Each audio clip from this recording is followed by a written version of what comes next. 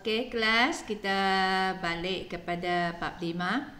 Okey, sebelum ni kita dah masuk 5.1 pengenalan sebatian karbon. Okey, di mana sebatian karbon adalah sebatian yang mengandungi unsur karbon. Okey, dia mempunyai karbon. Dan kita bahagikan sebatian karbon ni kepada dua jenis. Satu ialah sebatian karbon organik yang asal daripada benda hidup. Dan kita ada sebatian karbon bukan organik daripada benda bukan hidup. Okey. Dan bagi sebatian karbon organik ini, kalau kita tengok di bawah, contoh yang diberi ialah, okey, sebagai contoh petroleum, sutera, arang batu. Okey. Jadi petroleum sebenarnya juga adalah sebatian karbon organik. Okey, jadi bahagian 5.2 seterusnya kita akan tengok petroleum dan arang batu. Okey. Bagaimanakah bahan ni boleh dihasilkan? Okey, jadi kita tengok petroleum dan arang batu. Okey, jadi kedua-dua ni adalah sebatian karbon organik. Okey. Okey, untuk bahagian 5.2, okey, kita tengok 5.2 hydrokarbon. Okey, jadi hydrokarbon. Okey, jadi kenapa pula hydrokarbon? Okey, hydrokarbon. Okey, jadi sebenarnya hydrokarbon juga merupakan sebatian karbon organik. Okey, dia juga adalah sebatian karbon organik. Cuma bagi hydrokarbon, dia adalah gabungan karbon. Okey, jadi dia juga adalah sebatian karbon. Okey, dia juga sebatian karbon sebab dia mempunyai karbon, tapi dia hanya gabung dengan hidrogen sahaja. Jadi gabungan karbon dengan hidrogen ni kita panggil sebagai hydrokarbon. Okey. Jadi kita tengok nota, sebatian hydrokarbon ialah sebatian karbon juga macam tadi, iaitu dia adalah organik, iaitu dia asal daripada benda hidup. Dan dia hanya gabung dua jenis saja unsur, iaitu karbon dan hidrogen. Sebab bagi sebatian karbon organik, okay, dia ada yang mungkin dia gabung karbon, hidrogen dan ada oksigen. Jadi yang sebatian karbon ini kita tak panggil mereka sebagai hydrokarbon sebab selain daripada karbon, hidrogen, okay, mereka ada oksigen. Okey, jadi ini bukan hydrokarbon. Tapi dia masih lagi sebatian karbon sebab dia ada karbon di sini. Okey, yang ada karbon kita panggil dia sebatian karbon. Okey, jadi hari ini kita akan tumpu kepada hydrokarbon sahaja. Iaitu hydrokarbon dia adalah sebatian karbon organik tapi dia hanya gabungkan dua sahaja, iaitu hidrogen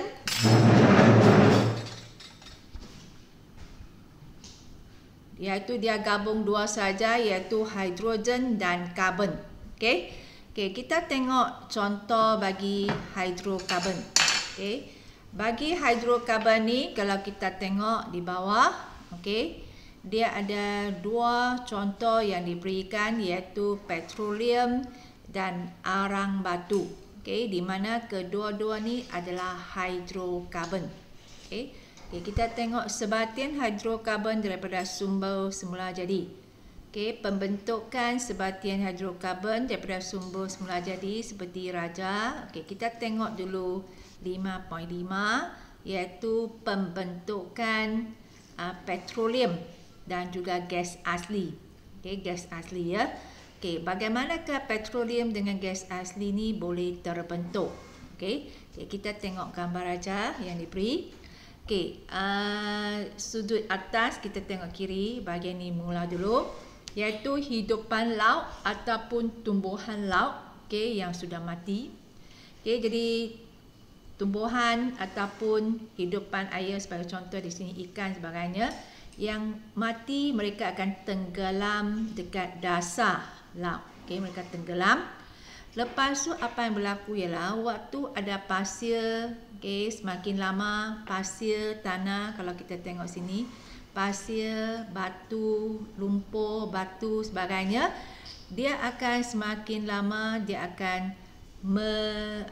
akan menanam ataupun menyebabkan hidupan yang sudah mati itu semakin berada di bawah, sebab pasir ni akan terkempur ataupun lumpur ni akan terkempur, dan dia menyebabkan kalau kita tengok dasar laut itu, iaitu semakin selepas berjuta-juta tahun, sisa itu ditanam di bawah, ditanam semakin jauh ke dalam dasar laut, di bawah lapisan tebal batu dan lumpur. Maksudnya lapisan ni sangat tebal, menyebabkan yang ni ialah yang benda hidup yang sudah mati tadi, fosil haiwan dan fosil bagi tumbuhan. Jadi maksudnya tumbuhan yang sudah mati ataupun hidupan yang mati itu semakin terbenam ke bawah dan menyebabkan tekanannya semakin tinggi. Mereka ditekan oleh tanah ataupun pasir yang di atas. Jadi pengambungan kesan tekanan. Tekanan ni semakin kuat sebab ada pasir tanah yang berada di atas. Pengambungan kesan tekanan oleh lapisan pasir dan lumpur, haba yang diserap daripada persekitaran, dan proses penguraian oleh bakteria mengubah sisa itu ataupun benda yang mati itu menjadi petroleum dan gas asli. Tapi ini kena ambil berjuta-juta tahun baru proses ini lengkap. Okey, kita tengok seterusnya bahagian gambar yang kedua 5.6, iaitu pembentukan arang batu. Jadi yang ni pun mengambil masa yang lama, seperti yang kamu nampak gambar ajar ni, berjuta-juta tahun dahulu. Sangat lama lah. Sisa tumbuhan itu mati, yang ni bukan dekat laut, dekat daratan. Jadi sisa tumbuhan mati dan terbenam. Jadi sama juga mereka tumbang. Jadi dia akan terbenam sebab tanah yang berada di atas, lumpur yang berada di atas tu semakin tebal. Selepas berjuta-juta tahun, sisa itu tertanam semakin jauh ke dalam tanah. Dan sama juga disebabkan oleh tekanan haba yang dia serap dan juga penguraian, akhirnya tumbuhan yang sudah mati tadi, yang pokok yang sudah mati ni akan tukar menjadi arang batu. Jadi kita ada dua kita ada contoh hidrokarbon di sini, petroleum gas asli dan juga arang batu. Kita tengok seterusnya, muka surat seterusnya. Iaitu berkaitan dengan penyulingan berperingkat petroleum. Jadi petroleum ni adalah hidrokarbon. Jadi mana campuran hidrokarbon ni perlu diasingkan melalui proses penyulingan berperingkat. Kenapa kita panggil dia berperingkat? Sebab takat didihnya adalah berbeza.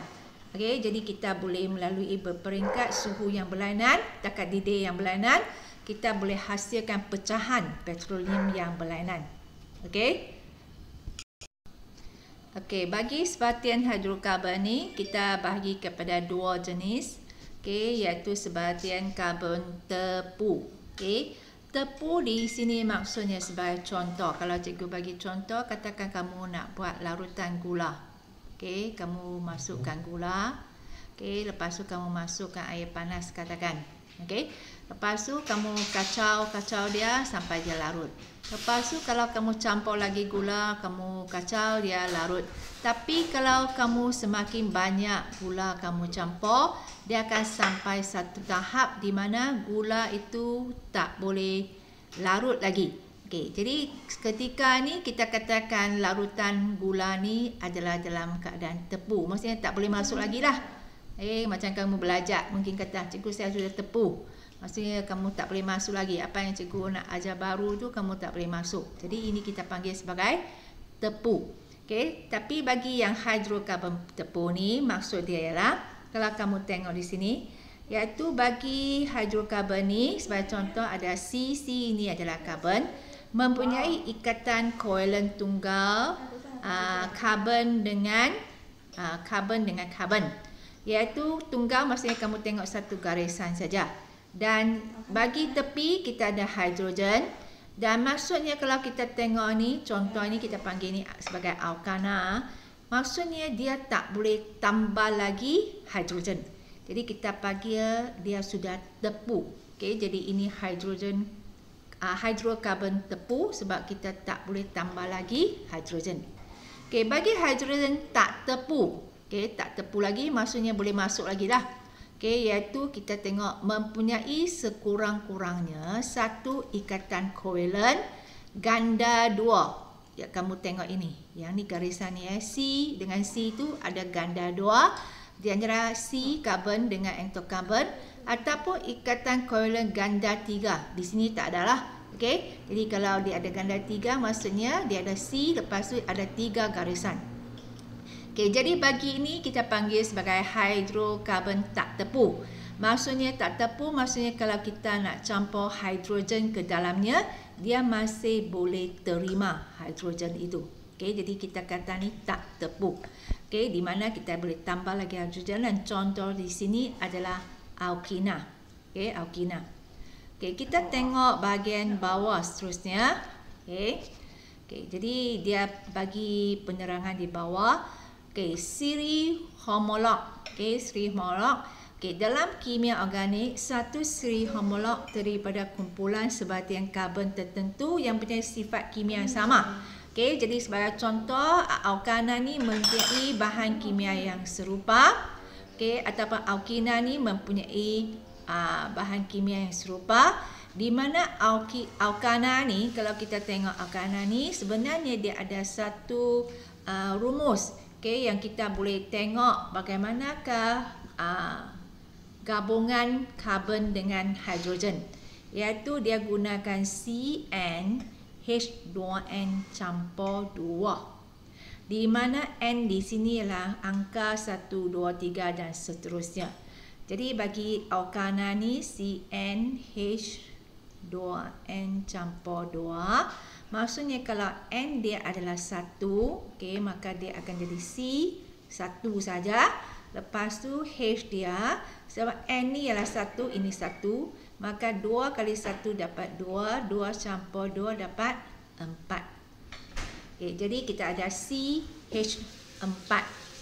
Okay, kalau N dia adalah 2, maka kita dapat C2. Lepas tu H ni akan jadi 2 kali dengan 2. Okey, 2 darab 2 kita dapat 4.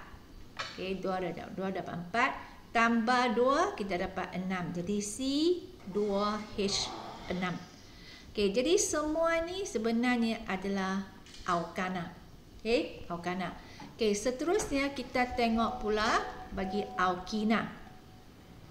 Okey, bagi alkina ni dia adalah gunakan formula, kalau kita tengok di bawah, dia adalah CnH2n, formula yang lainnya, iaitu masih lagi N adalah 2, 3. Dia mula ada 3 sebab N1 tak wujud. Okay. Jadi kalau C2, okay, C2, H jadi 2N, 2 kali 2 dapat 4. Jadi ini alkana. Kalau C3, maka H akan jadi 6. Okay, 2 kali 3 dapat 6. Okay, jadi kalau kita tengok gambar raja seterusnya bagi alkana ataupun bagi alkana ataupun alkina, okay, kita tengok di sini. Okay, iaitu sebagai contoh, kalau kita tengok tadi bagi alkana, rumus dia adalah CnH2n campur 2. Manakala bagi alkina dia adalah CnH2n. Okay. Jadi kalau dia adalah C1, jadi C adalah 1, maka dia akan jadi CH4. Jadi ini adalah metana. Kalau cikgu guna formula ni. Bagi alkina ni tak ada. Okay, bagi kalau bilangan C dia N dia adalah 2, maka kita dapat C2, H adalah 6. Ini adalah kita panggil dia etana. Dan kalau kamu tengok nama-nama di bawah, semua hujungnya adalah A and A. Okay? A and A. A and A. Semua A and A. ini adalah kumpulan alkana, kita guna rumus ni. Bagi alkina, alkina kita guna rumus ni, di mana kamu tengok hujung dia adalah ENA, ENA, ENA. Jadi boleh ya kelas. Jadi kita ada dua jenis hidrokarbon di sini. Kita ada alkana dan kita ada alkina. Jadi alkana adalah jenis yang hidrokarbon yang tepu. Yang ni adalah hidrokarbon tepu. Manakala alkina adalah hidrokarbon tak tepu. Di mana dia ada ikatan kovalen ganda 2 yang dia mampu lagi untuk muat masuk hidrogen. Jadi kita ada alkana. Jadi ingat rumus ni lah. Rumus umum bagi hubungan C dengan H. Bilangan C dengan H. Seterusnya bagi bahagian akhir, bagi bahagian ni, bahagian akhir, kita tengok bahagian bawah, iaitu berkaitan dengan sumber tenaga alternatif dan tenaga boleh baru, baharui dalam kehidupan harian. Bahan api fosil ataupun hidrokarbon tadi seperti petroleum, arang batu, gas asli merupakan sumber tenaga yang tidak boleh dibaharui, dan dia semakin kurang. Kenapa kita kata tidak boleh dibaharui? Sebagai contoh yang kita tengok tadi, petroleum, arang batu, gas asli, dia boleh dihasilkan tapi dia mengambil masa yang terlalu lama, berjuta-juta tahun. Jadi kita kata dia tak boleh baharui lah. Maksudnya dia tak boleh dibaharui dalam masa yang singkat, ambil masa yang sangat lama. Jadi kita anggap dia sebagai sumber tenaga tidak boleh dibaharui. Dan kalau tidak boleh dibaharui, maksudnya semakin lama dia semakin kurang. Kalau kita guna, dia semakin kurang. Oleh sebab itu sumber tenaga alternatif yang menjadi semakin penting. Jadi kita kena cari gantian. Gantian bagi sumber tenaga ni supaya kita nak pastikan kita mempunyai sumber tenaga yang mencukupi. Sumber tenaga alternatif merupakan sumber tenaga yang tidak mudah habis diguna. Tak senang habis. Seperti tenaga nuklear, dia gunakan bahan radioaktif, dan sumber tenaga boleh dibaharui. Jadi contoh sumber tenaga boleh dibaharui seperti di bawah, sumber tenaga solar. Jadi tenaga solar ni daripada matahari. Kita ada sumber tenaga angin, iaitu kita gunakan kipas yang besar untuk menghasilkan tenaga elektrik. Jadi yang ni angin. Hidro ialah kita boleh gunakan sebagai contoh, kita bina empangan. Jadi waktu air mengalir, kita boleh menghasil ataupun kita boleh generate tenaga elektrik. Sumber tenaga biogesim, yang kita gunakan jenis biogesim, iaitu kita gunakan tumbuhan. Lepas tu kita ada sumber geothermal, iaitu kita gunakan tenaga haba. Lepas tu sumber tenaga air pasang surut, kita gunakan ombak, yang tepi laut, pasang dan surut. Sumber tenaga gelombang, yang ni yang tadi kata gelombang ombak. Yang pasang surut ialah dia air waktu pasang, lepas tu waktu surut dia akan turun. Jadi kita boleh gunakan cara itu untuk menghasilkan tenaga elektrik. Jadi ini sumber tenaga alternatif. Jadi kita dah habis sampai 5.2, iaitu hidrokarbon.